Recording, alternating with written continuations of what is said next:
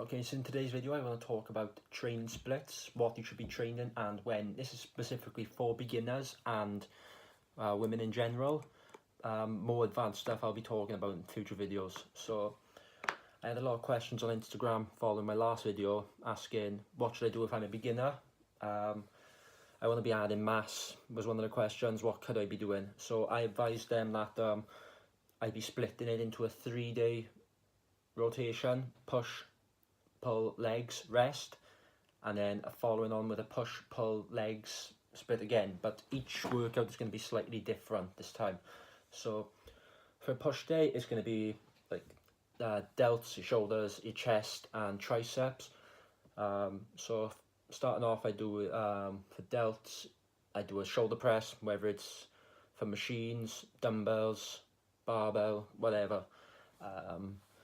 Following on from that, you got 3 heads to your deltoid, so I'd advise training each one in isolation. Probably doing like a cable front raise for the front delt. Your medial side delt, I'd do like a dumbbell raise.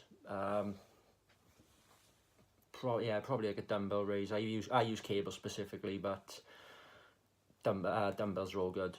I'd leave rear delts out until the pull day, purely because it's more back orientated as well. So you've isolated 2 of the 3 deltoid heads. From there then you'd move on to chest. I do a machine press, purely because of the concept of inertia, where you're more likely to push heavier weight out on a machine. If you went for failure on a bench press, it wouldn't end as well as going for failure on a hammer strength incline press, something like that. So I'd probably do an incline press, whether it's on the Smith machine or it's on a bench press, like a hammer strength press. I then go into either a flat press, that could be with dumbbells, Smith machine. If you've got hammer strength, use that also. And I'd probably move on to something like a cable flies, maybe dumbbell flies as well.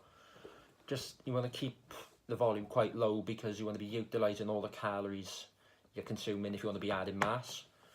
From there, finishing off a push day, I'd probably do something like tricep push down, flat bar, underarm grip, row pull down, 2 exercises, and that's probably your push day wrapped up right there. In terms of reps, I'd keep it between 5 and 12. I know they say between 3 and 5 for strength, 8 and 12 is for hypertrophy, muscle growth, and then 12 and above is for like muscle toning and endurance.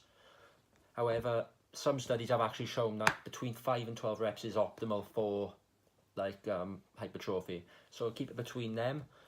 The lower reps, it means lower volume, less calories expended, and you're actually causing just as much muscle tension. So you're going with the calories, with your calorie expenditure lower, but the intensity just as high. All of a sudden you've got this caloric surplus, meaning more calories for muscle growth. So probably between 5 and 12 reps. With regards to the pull day, it'd be like back and biceps with the rear delts. So for back, I do a barbell row, maybe a dumbbell row. Right now on my prep, I don't go as heavy, but I'll still try and go as heavy as possible. So I do machine rows. I'll do a T-bar row, and that's about it. Then I do 2 lat exercises. I do one where I actually isolate the lower lats, and I'd also do a normal lat pull down. Biceps, flat bar cables. My favorite exercise is probably the dumbbell preacher curl, just so I'm able to open up my body and fully isolate the bicep I want to work on both heads, because I've got quite an even biceps. And that's probably about it for biceps, in all honesty. It's a small muscle, just you need to overload it with heavy weight. And rear delts, it's a small muscle also. I'd probably stick with a higher volume on that. I like to do like a rear pec deck or a face pull with the cables. Just keep it between 15-20 reps, 4 or 5 sets, and only 1 or 2 exercises. But in general on that, I'd also keep the reps quite low, sets quite low, overall the volume's quite low. And then we come to legs. I train quads and hamstrings separately. quads, you can do a hack squat, a quad focused leg press where your feet are narrower and you keep the weight throughout your toes. But I think I prefer the leg press more than anything. You could then go on to the leg extensions. There's different ways you can do that. You can do high reps, you can do low reps. I like doing high reps, completely stopping the rep at the bottom of the movement, so I have no momentum going into the next one and my quads take all the tension. But then you have also different variations of doing it. You can have your toes pointing outwards, so you're isolating like the outside quad sweep. You put your toes inwards, and then you're working like the teardrop quad, as they call it. But that'd be like one rotation. So you'd have your push one, your pull one, and your legs one. Sometimes I see people training arms on the leg day as well. By all means, you can do that. I don't do it personally because I have arms loaded pretty fully on the pull day and the push day anyway. But after that, then have a rest day. If after your rest day, then you go back into push 2. You'd keep the same kind of movement, but just change how you do it. So whereas, for example, on push 1 you do dumbbell press, on push 2 do the barbell press. So you're working the muscle in the same way, just slightly different exercise and variation, and you do that then throughout the week. You get your rest days at the end of each three-day cycle. As for cardio, if you're looking to add mass, cardio isn't a must, but I'd advise just doing like 3 to 4 days, 20 minutes on. So, doesn't have to be high intensity. I just keep it low intensity, like an incline walk, 3%, 5 kilometers an hour, just to keep your cardiovascular system working. And also low intensity steady state LISS cardio is good for increasing your appetite, which if you want to be adding mass, that's ideal. Okay, so with regards to women, I haven't had any women talk to me or ask me any questions about how they train or what they should be doing. So this is kind of new to me as well, but my advice would be, if you're looking to grow, I know, for example, my mother's quite skeptical on weight training because she believes she's going to start weight training. It's not going to benefit her because she'd all of a sudden have this Phil Heath kind of Olympia look, which isn't humanly possible because women don't develop as much testosterone as, well, somebody like me or any other man in general, let alone somebody of Mr. Olympia quality with artificial testosterone. So it's not going to happen. Weight training is just so beneficial for women in any way. I see a lot of people just doing hours upon hours of cardio and all of a sudden they're just flat, loose skin. It's just not worth it, you know. Also, you're going to burn fat faster with a higher protein diet and like a good weight training regimen.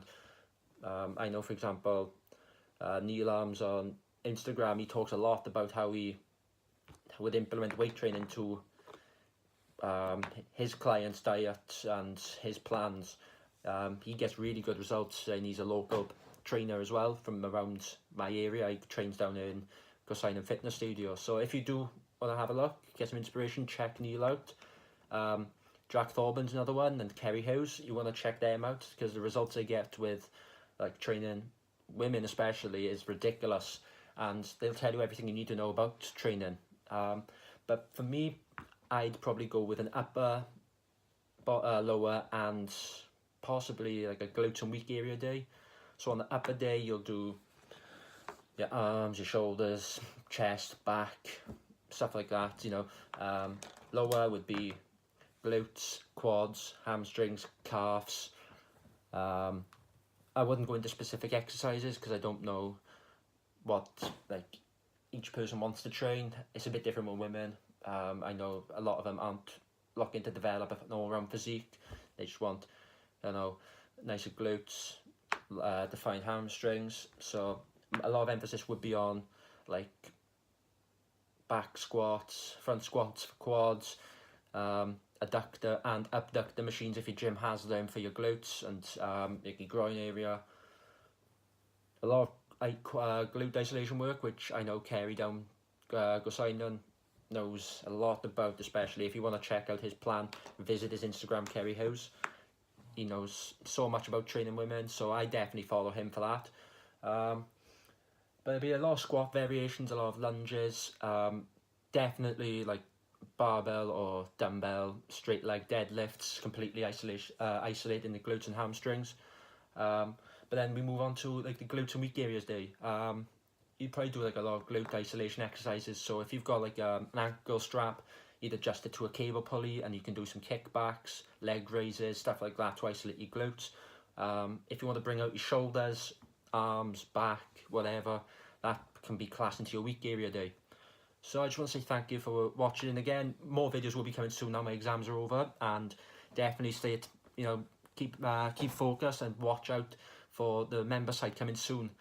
It's going to be cheap and it's going to be worthwhile, so please check it out. Thank you.